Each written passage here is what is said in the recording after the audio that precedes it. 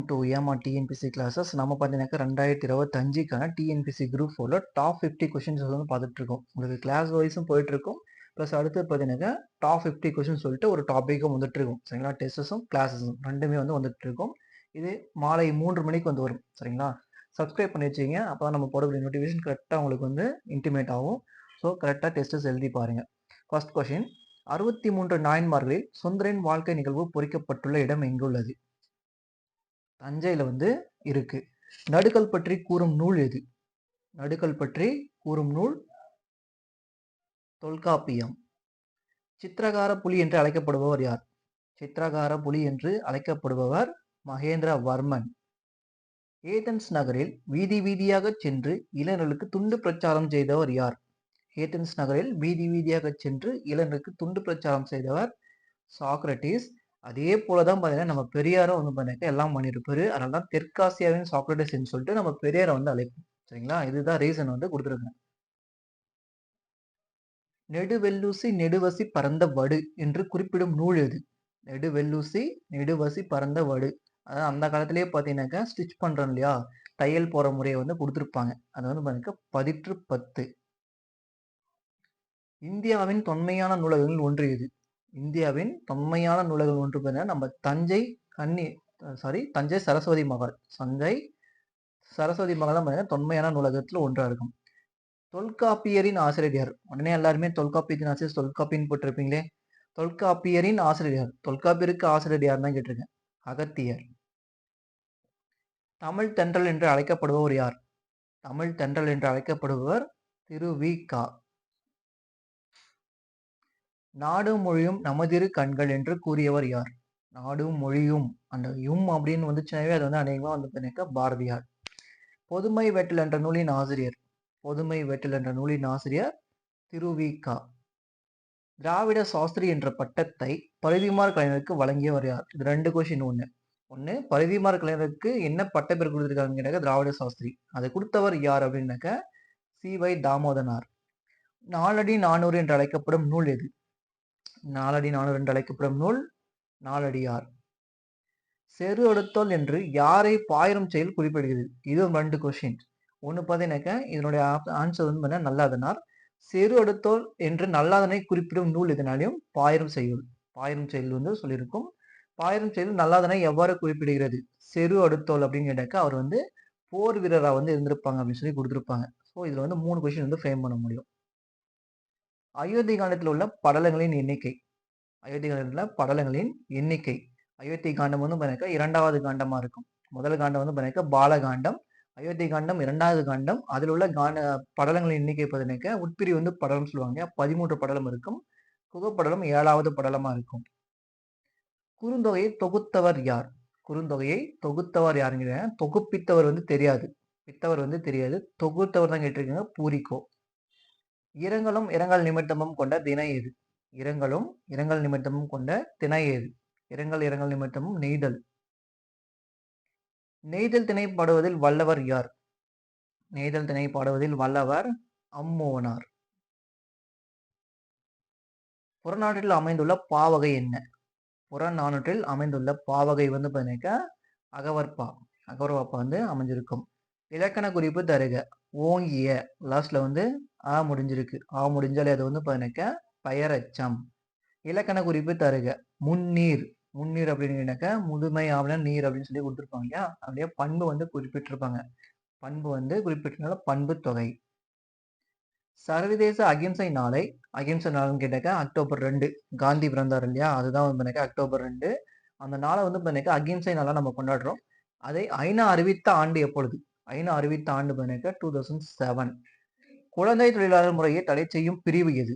குழந்தை தொழிலாளர் முறையை தடை செய்யும் பிரிவு 24. அடுத்த கொஸ்டின் செம்மொழிகள் முதலில் அறிவிக்கப்பட்ட ஆண்டு எப்பன்னு கேட்டீங்கன்னா 2004. இப்போ 2024 மீண்டும் பார்த்தீங்கன்னா செம்மொழிகள் வந்து அறிவிச்சிருக்காங்க. ஸோ எத்தனை மொழிகள் அறிவிச்சிருக்காங்கன்னு சொல்லிட்டு உங்களுக்கு தெரிஞ்சா கமெண்ட் பண்ணுங்க. சரிங்களா? எத்தனை கொஸ்டின் இது எத்தனை மொழிகள் இப்போ ரீசெண்டாக அறிவிச்சது மட்டும் இந்த 2024 எத்தனை செம்மொழிகள் வந்து அறிவிச்சிருக்காங்க அப்படின்னு சொல்லி கொடுங்க. ராஜ்யசபா உறுப்பினர்களின் எண்ணிக்கை.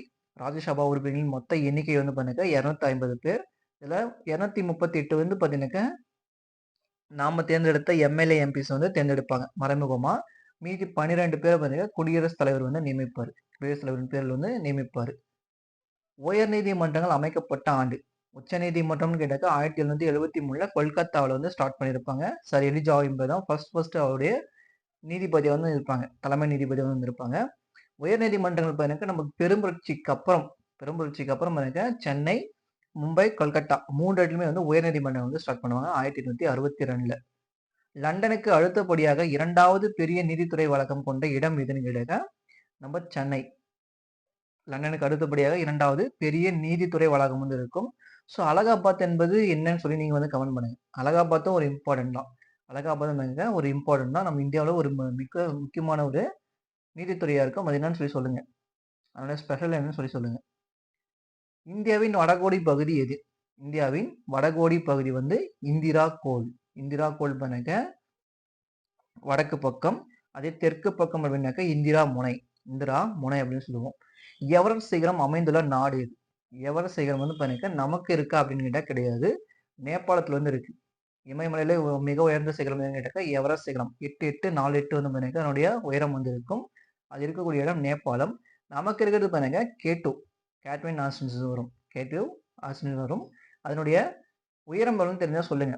உயரம் வந்து பண்ணாக்க 86 ஸ்டார்ட் ஆகும். பக்கக்கூடிய 2 நம்பர் என்னன்னு சொல்லி சொல்லுங்க. 23 டிகிரி வட அச்சம் குறிப்பிடுவது என்ன? 23 டிகிரி வட அச்சம் குறிப்பிடுவது கடக ரேகை. இந்த கடக ரேகை தான் வந்து நமக்கு வட இந்தியா தென்னிந்தியான்னு சொல்லி 2ஆ வந்து பிரிக்கும். இது வந்து என்ன ரேகைன்னு கேட்பாங்க. வட இந்தியா மற்றும் தென்னிந்தியான்னு சொல்லி பிரிக்கக்கூடிய ரேகை என்ன அப்படின்னா கடக ரேகை. அது இந்தியாவின் மையத்தில் வந்து செல்லும். இந்தியாவின் மையத்தில் வந்து செல்லும். அதனுடைய டிகிரி வந்து 23. அதுவும் வட அச்சம். இந்தியாவில் அதிக மழை தரும் மவுன்சின்ராம் அமைந்துள்ள மாநிலம் எது? மவுன்சின்ராம் பார்த்தீங்கன்னாக்க மேகாலயாவில் வந்து இருக்கு. மேகாலயாவில் வந்து இருக்கு. இங்கே தான் அதிகமாக மழை வந்து பெய்யும். பிரம்ம சமாஜத்தில் கேசவ் சந்திரசேன் இணைந்த ஆண்டு. பிரம்ம சமாஜத்தில் வந்து பண்ணீங்க கேசவ் சந்திரன் வந்து 1857 பெரும்பட்சியில் வந்து ஜாயின் ஆகுறாரு. அந்த பிரம்ம சமாஜம் 2ஆ பிரிவு பண்ணிக்க 1866 வந்து 2ஆ பிரிஞ்சு போயிடும். 2ஆ பிரிஞ்சு போயிட்டு இவர் வந்து பண்ணாக்க ஆதி பிரம்ம சமாஜம் சொல்லிட்டு நம்ம ரவீந்திரநாத் தாகூருடைய தந்தை இருக்காரு தேவேந்திரநாத் தாகூர் அவர் வந்து பிரிச்சுப்பாரு. இவர் வந்து பண்ணாக்க இந்தியாவின் பிரம்ம சமாஜம் அப்படின்னு சொல்லி 2ஆ பிரிச்சுப்பாங்க. குர்ஆனின் மீது விளக்குரை எழுதியவர் யார்? குர்ஆனின் மீது விளக்குரை எழுதியவர் வந்து பார்த்தீங்கன்னாக்க நம்ம சையத் அகமது கான் வந்து எழுதியிருப்பாரு. மௌலானா முகமது அலி என்பவர் வந்து பார்த்தீங்கன்னா கிலாபத் இயக்கத்துல வந்து ஒரு முக்கிய பர்சனாக இருந்திருப்பாரு. இந்து முஸ்லீம் வாழ்க, அல்லாஹ் வாழ்க அப்படின்னு சொல்லி எல்லாம் கொடுத்துருப்பாரு. அவர் தான். மியானா, முடிமையா, நபிகன் கட்டாக் ஆகியோர்கள் யாருடைய முகர்வர்களாக செயல்பட்டனர்? யாருடைய முகர்வர்களாக செயல்பட்டனர்? சந்தா சாஹிப்பின் முகர்வலை வந்து இவங்க செயல்பட்டு இருப்பாங்க. அதுக்கப்புறம் வந்து பண்ணாக்க இவர் வந்து ஆர்காட் நவாப்பா இருந்திருப்பாரு. இவரை கொலை பண்ணிட்டு இருப்பாங்க. ஆங்கிலேயர் வந்து இவரை கொலை பண்ணிட்டு ஆர்காட் நவாப்பா புதிய நவாப்பா வந்து முகமது அலி என்பவர் வந்து நியமிப்பாங்க. ஸோ அவரை எதிர்த்து தான் நம்ம பூலித்தேவன் வந்து வருவாரு. அப்போ பூலித்தேவன் என்ன பண்ணுவாருன்னா இவங்க 3 பேர் கூட ஃப்ரெண்ட்ஷிப் வச்சுப்பாரு. வேலூர் புரட்சி நடைபெற்ற ஆண்டு. வேலூர் புரட்சி 1806 ஜூலை 10, பெரும்புரட்சி 1857. வாடகை வசூலிப்பது அல்லது வரி விதிப்பது இறைச்சட்டத்திற்கு எதிரானது என்று கூறியவர் யாருன்னு கேட்டாக்க டுடுமியான். சாஜி ஹரியதலாவுடைய மகன் பண்ணாக்க டுடுமியான். இது என்ன கிளர்ச்சி இவங்க 2 பேரும் இருந்தது. ஷாஜி அரியுத்தலா வந்து பண்ணாக்க என்ன கிளர்ச்சி வந்து ஸ்டார்ட் பண்ணாரு? 1818ல என்ன கிளர்ச்சி வந்து ஸ்டார்ட் பண்ணாங்கன்னு சொல்லி சொல்லுங்க. உங்களுடைய கமெண்ட் கொஸ்டின். காந்தியடிகள் வலுக்கட்டாயமாக முதல் வகுப்பு பெட்டியிலிருந்து இறக்கப்பட்ட இடம். பீட்டர் மாரிஸ் பர்க்ல வந்து இறக்கி விட்டிருப்பாங்க. சௌரி சௌரா நிகழ்வு நடைபெற்ற ஆண்டு. சௌரி சௌரா நிகழ்வு ஆண்டு பார்த்தீங்கன்னாக்க 1922 பிப்ரவரி 5.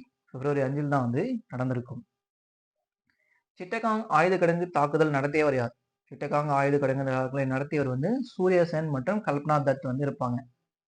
தனிநபர் சத்தியாகிரகம் யாரால் தொடங்கப்பட்டது? தனிநபர் சத்தியாகிரகம் 1940 அக்டோபர் 17ல வந்து பார்த்தீங்கன்னா நம்ம ஆச்சாரிய வினோபா வந்து ஸ்டார்ட் பண்ணியிருப்பாரு. பர்மா எந்த அரசு சட்டத்தின் மூலம் பிரிக்கப்பட்டது? பர்மா வந்து பார்த்தீங்கன்னா 1935 இந்திய அரசு சட்டம் மூலம் பார்த்தீங்கன்னா பர்மா வந்து இந்தியாவில் வந்து பிரிச்சிருப்பாங்க. அந்நிய செலாவணியை கட்டுப்படுத்தும் வங்கி எது? அந்நிய செலாவணியை கட்டுப்படுத்தும் வங்கி ரிசர்வ் பேங்க், ஆர்பிஐ. அதிக மக்கள் தொகை கொண்ட மாநிலம் எது? நான் கேட்டது பண்ணக்க அதிக மக்கள் அடர்த்தி கொண்ட மாநிலம் எது? அதிக மக்கள் தொகை கிடையாது. அதிக மக்கள் தொகைன்னு கேட்டாக்கா உத்தரப்பிரதேசம். மக்கள் அடர்த்தின்னு கேட்டாக்கா பீகார். சரிங்களா? ஒரு குறிப்பிட்ட கிலோமீட்டருக்கு 1 கிலோமீட்டருக்கு இத்தனை பேர் தான் வந்து இருக்குன்னு சொல்லி குடுத்துருப்பாங்க. ஆனா, அத விட அதிகமா இருக்கவங்க யாருன்னு கேட்டாக்கா, பீகார்ல வந்து இருப்பாங்க. இது வந்து பீகார். இந்தியாவின் ரயில்வேயில் இந்தியாவின் ரயில்வேஸில் எங்கு முதன் முதலாக வைஃபை தொடங்கப்பட்டது? அதெல்லாம் ஒரு பாக்ஸ் கொஸ்டினுங்க.